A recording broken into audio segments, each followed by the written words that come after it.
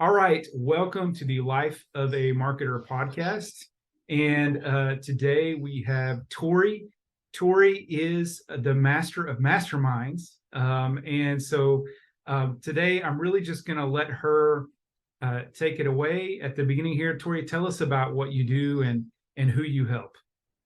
Hi. Yeah, thank you so much for having me on the podcast, Jared. It's nice to be here and happy to share my journey as a marketer. So, a little bit about me. I am a business owner and entrepreneur. I own Creative Marketing, which is a digital marketing company. We specialize in digital marketing, brand strategy, consulting, and masterminds. So, I also am a podcast host of the Creative Visionaries podcast. And my big goal for 2023 is building networks and bringing people together, which is the purpose of Mastermind. So I'm excited for this journey and excited to expand my knowledge and help others in that realm. Awesome. Awesome. Thanks for telling us that. But tell us a little bit more, like what do you mean by mastermind? So what is exactly a mastermind, and how do you help your clients to utilize that? Yeah, so a mastermind is, you can think of it like group coaching. And it's a lot of times you're bringing together some top people in whatever collective theme or topic that you have. My mastermind that I run is for podcast hosts who also are business owners. And so those are top level podcast hosts who want to accelerate their business by utilizing their podcast to do their marketing. So it's really about bringing together a network of people so that we can rise and elevate together. Awesome. And so just out of curiosity, what are kind of some of the keys to that? How do you make that work? I mean, obviously I don't want you to get into all the details of that, but kind of what are the big keys to making that work from, to because I have a podcast here, so I don't really get much business out of it. Like, how could I utilize that more and get more business out of it? Yeah, and you're kind of the perfect case, right? You have a podcast. It's probably a passion of yours. You love, talking to people and, sharing your knowledge and just being a source of information. But in marketing, there's so many different ways that you can leverage these resources. And podcasting is a new tool for marketing. Well, not new, but new-ish in the marketing world. And it's about leveraging your connections and leveraging the network that you build in the podcasting space. So I like to take it back to kind of square one, right? People who are in the mastermind already have podcasts, but a lot of times us as entrepreneurs and podcast hosts, we jump in like 5 feet ahead instead of taking, a step back and looking at stage one, right? And so a lot of times you got to kind of rewind, look at like the base of everything that you're doing and make sure that you have everything in place, right? So, I go through an 8-week program that walks you through, okay, let's fine tune this. Let's make sure that your, avatar is in place. Let's make sure that you have your mission clear, that you know what the purpose of your podcast is. How is that going to leverage your business? What are the strategies for marketing your podcast? And how is that going to help you monetize not only your podcast, but accelerate your business? So it's just a really cool format that, gives people a different perspective and, some proven techniques that I've been using and a lot of, colleagues and mentors of mine have been using as well, that we, leverage it and just try to help each other get to that place of, making a difference at a quicker rate than, maybe you would on your own. Awesome. Awesome. I've actually been on, I think maybe sales calls even with people that kind of do something similar to what you do. They called it net casting. Have you ever heard that? I have not, no. Yeah, I think they coined that term, and so they had like a whole system they would teach you for podcasting and how to make clients out of it and so forth and so on. So yeah, it was interesting. I didn't end up buying their program, but it sounds a little similar to what you do. Although I think what you do sounds a lot less cookie cutter than what they were trying to do. Yeah, it's Um, very, my approach is very individualized because there are people out there who obviously could do the same thing and it's, cookie cutter here, step one, step two, step three. But when you really look at it, if you bring together a group in a mastermind, like 5 to 10 people, each of them are going to have an individual business, individual approach, individual niche, whatever it is. So really what you do is you leverage their uniqueness into helping them grow in that specific way. So it's not just like, hey, do it this way or, else. It's what's going to work best for you. So let's look at your business. Let's really kind of fine tune who you are, what's going to make you successful, and then and focus on that, as a whole. awesome. Awesome. All right. So changing gears a little bit, what sort of advice do you offer to people that are in the marketing industry right now? Oh gosh, well, there's so many things about marketing that's always changing, right? So I always recommend in the marketing space, be nimble, be willing to innovate and learn. The big thing right now is AI, because there's so many conversations happening about, AI in the marketing space, and is it going to take over our jobs? Is it going to do this, do that? But as a marketer, you have to stay up to the pace, right? You have to keep up with the technology. You have to keep yourself educated and be innovative and leverage some of the technology. Don't be afraid of it and let it hold you back. Yeah, that's good advice. Yeah, I think a lot of people the AI makes them nervous. Yeah. I do think that it is going to get rid of certain jobs, but you're never going to be able to throw out the human element.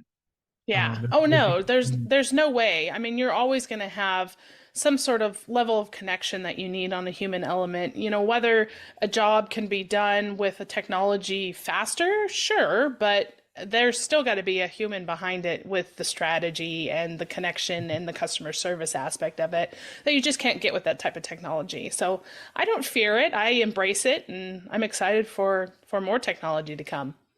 How do you see the AI in the future affecting masterminds and podcasting? I really don't think that it can affect that so much. I mean, especially masterminds, because that's very organic and very relational. There's probably technology that you can utilize in those spaces to automate certain processes of it, but the one-to-one or the group sessions, like there's no way that you can have a bot or an AI technology take over that element of it. So I don't really think that that's going to be something that is going to replace or take away any leverage in those marketing spaces. I do think that where it would come in is maybe like if you did a mastermind or a podcast and you recorded it, that eventually you're just going to be able to give it over to an AI machine and it pops out a beautiful video for you, True. captions and everything. And I think That's a that, benefit. right, which would be great, which would be cool. And you wouldn't have so much, because you usually have to turn it over to someone to edit, or if you edit Right. yourself, it's a long time too. And so, there's a lot of lag with that. So, like on this podcast, we're going to go back, we're going to edit it, we're going to, it's going to take at least a couple of days to go through and get it ready for consumption. And I see it making a lot of those procedures just really fast and simple and easy. Hopefully, Hopefully. it's not We quite the shall way. see, right? We don't know. Like technology is always changing and it's always evolving. So, who knows what's going to come next after AI and virtual reality and all these things. It's just Yeah, you never know. yeah. And so I think that what you're saying, I think in the future, those that are able to be relational are going to be the winners because Absolutely. we're already so inundated with, I mean, you go on LinkedIn and it's just, you're getting automated messages and connection requests and Yep. all the time. It's not written by a human. And so I think that being able to relate with people is going to be the future key to marketing. And in your case, the masterminds and but anyways, all right, cool. All right. So, next question is, what other successful people in marketing like yourself would you like to acknowledge that should be on the podcast?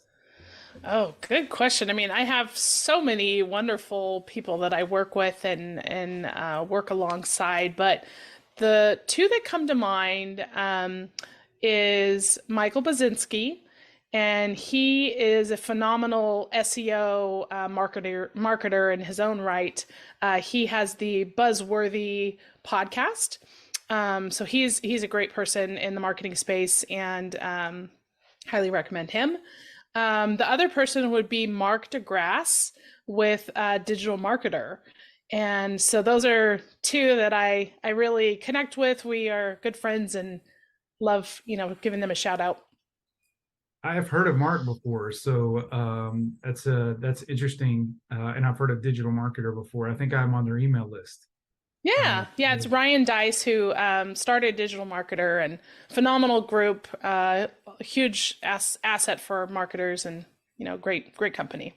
Yeah, so definitely. I never thought to try to hit him up, but I'll give it a shot. Maybe with your mentioning you, that will give me the opportunity to get him on the podcast. Yes, always happy to help. All right, awesome. So we have one more final fun question for fun. Tell me the oldest technology you remember using. Okay, so you're not allowed to say pencil. No. My first podcast was with my mom just to test it out, and that was her answer to that question. You're like, Mom, no. Pencil. I said, you're smart, Alex. Yeah. So the oldest technology that I remember was a pager. And I remember I was probably in middle school or high school, and that was like all the rage, right? You have to have a pager, and it was like, you think about it now, it's so funny. It's like, send me a message on my pager, and then I'll go find a phone and call you, right? Like, and if it's an emergency, you put in 911, right? So I remember my brother and we were just like, oh my gosh, we got a pager. This is the coolest thing. I mean, it's a hunk of junk, but what? But that was fun. It was fun to now they would just send you a text message. A lot easier. Yeah, so much easier. And then when you talk to your kids about computers or, pagers, stuff like that, they have no concept of it. And I have two young boys who are 6 and 9. And so grew up with computers and tablets and everything around them. And they're like, oh, when you were little, Mommy, did you have a computer? And I'm like, no, I didn't have a computer until I was in high school.